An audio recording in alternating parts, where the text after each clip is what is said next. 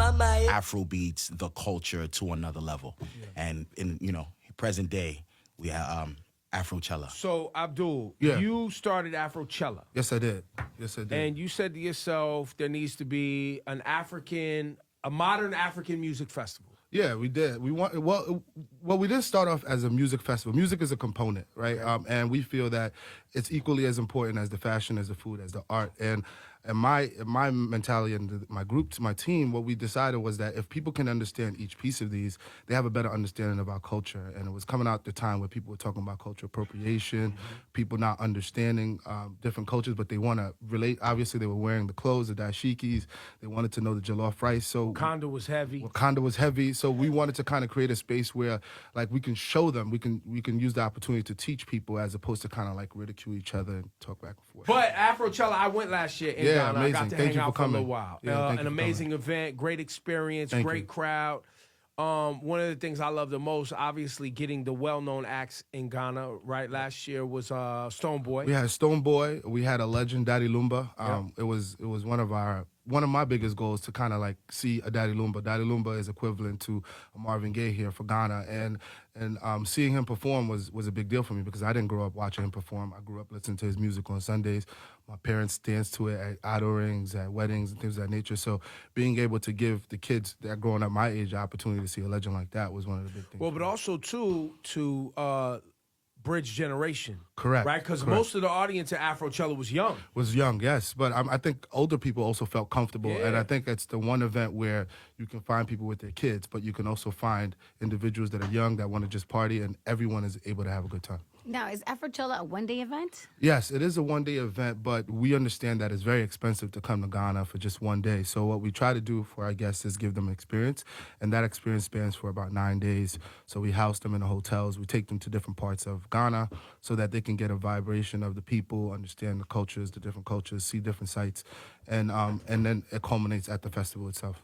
Oh, that's dope. This year, I've been told that 70,000 visas have been issued to travel to Ghana. No, actually, 70,000 was 2018. Was 2018? Yeah, compared to this year in 2019, 750,000. 750,000. Wow. Yeah, so it's actually an 800% increase in the amount of visas of people coming to Ghana this year. Shout to Africa, man. Come to Ghana. I'm saying they got it. Look, these brothers are Manny I know forever too. These are the kings of Afrobeat in New York. They've been talking about this move forever. Yeah, man. So that many visas going to Africa, it's gonna be Ghana, crazy. That's amazing. It's gonna be crazy. Yo, Dominicans up in the heights been telling me, yo, you going to Africa this Yeah, year? that's what I'm talking about. It feels good. What? Everybody good. going? Yeah. Yo, everybody. Yo, man, we did it, man. We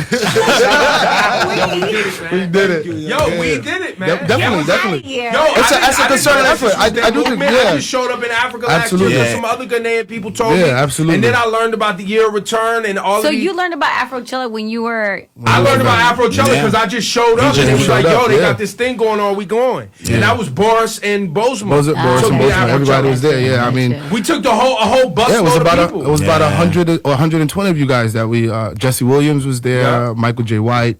Anthony Anderson, I believe, was there. A few other celebs. It was amazing for us. It was surreal, and that was our second year. So to see all of those this people, is a weed thing. Yeah, it is a weed thing. I give him a hard time because he's always like inserting himself. That's why I'd be like, whatever. But I'm super happy for you. I mean, this sounds See amazing. how they just hate on my health? No, I think he deserves a lot of credit. I don't want credit. I said we did it. I didn't say I did it. It ain't even about me. I'm saying we. Ibro has been championing the music. Cool. You've been championing the music. And No, I think he has. He's been doing you. music. I've been watching, with your personal interviews that you've had with these artists. Like, just want to give you. You've been doing a great job at really following what's going on with the culture and just staying steady to who's coming up. Even like Stonebwoy and Quincy Arthur, yeah, Jules. like you really Jules been. is one of my good friends. Yeah, like so like I think Definitely. that it's important that you're doing that because I remember the first time I heard Afro beats on the radio, and I was born in the Bronx. So for me, it was like, wow, they playing Afro beats on the radio. Like it was a very big deal for us. And like today, because of a festival we're doing in Ghana, we're actually sitting at the Hot 97. I think that's full circle in its best way. And shout out to the Full Circle family too, with Boris Absolutely. and Bozema and everybody, because It literally everybody it feels like everybody just came to this location in an organic way, right? Yeah. Around phenomenal music, black music coming from the continent, right? Which is, has its own identity and its own sound and own vibe and own artists. Now you got Burna Boy is up for a Grammy. Yeah, that's amazing. That's huge. That's and even shout to South African artists like Java, who won the BET Award last year. Correct. You know what I'm saying? You had that Sark just won the Jazzy. BET Award also. Oh, wow, he did. Yeah. Sarkodie, that's right. Yeah, Sarkodie. Shoma Josie, she's up, rising. The John Cena, fire. John Cena pulled up on the Kelly Clarkson show, and John Cena came. That was great. Like, just seeing those things happen is just, it's like surreal, but it's just like for us, because us being Africans, and a couple years ago, it's like it was being thing kind of being shunned to be an African, but now it's like straight up, there's Africans who did not embrace publicly, absolutely, and I think that now they didn't understand why they need to be prideful about it. Of you know what I mean? They would only show like the poorest parts of certain African countries and made people scared that it was super dangerous, and it was the most ridiculous thing. But now I hear more young people wanting to travel and to learn more and to see more. Yeah, that's the New York Times actually did like a story about black people traveling in groups, and I think that's one of the best things that's happened for black people.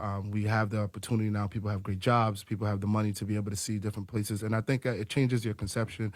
Also, colleges have helped us. Different orgs are coming together. You're seeing African culture in college through our high school. In high school is difficult because you're still a booty scratcher, but when you get to college, everybody wants to hear Afrobeats music. Everybody wants to try the jollof rice.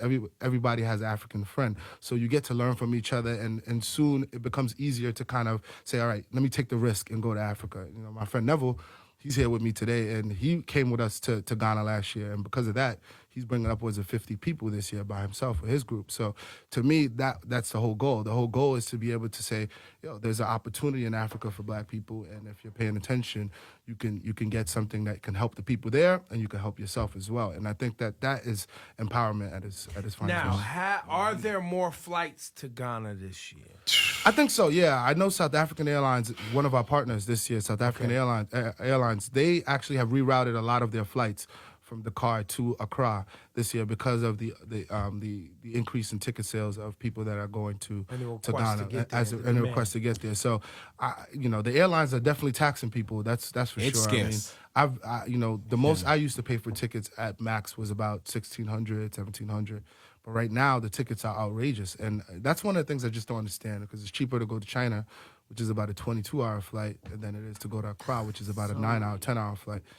So we want to work with different airlines next year, hopefully, to be able to kind of figure out a way to mitigate that cost for people so that we can get more people to Africa. Yeah, I don't know. It feels like when demand goes up, prices would kind of level off. Yeah, but hopefully. In this scenario, it feels like demand went up and prices went up. crazy. Yeah. And people but that happens a lot, though, because even like people for certain Latin holidays or Spanish holidays, a ticket to Dominican Republic that will cost you $300, $400, you'll be paying $1,000. So December they gouge people.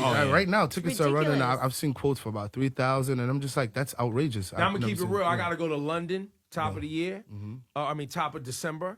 They also sticking you in December. They killing They crazy. sticking you. Yo, my flight to London was $8,000. I don't have to pay for it. But I gotta go for work. I wouldn't be going. That's a fact. But I'm just saying. Yeah, it's You know what I'm ridiculous. saying? That's outrageous. That's so crazy. I wanted to kind of. I'm glad you said that, because it does feel like now that black people want to get back to Africa, Africa, the feel flights like are getting you can't crazy. afford it. And the meals is not even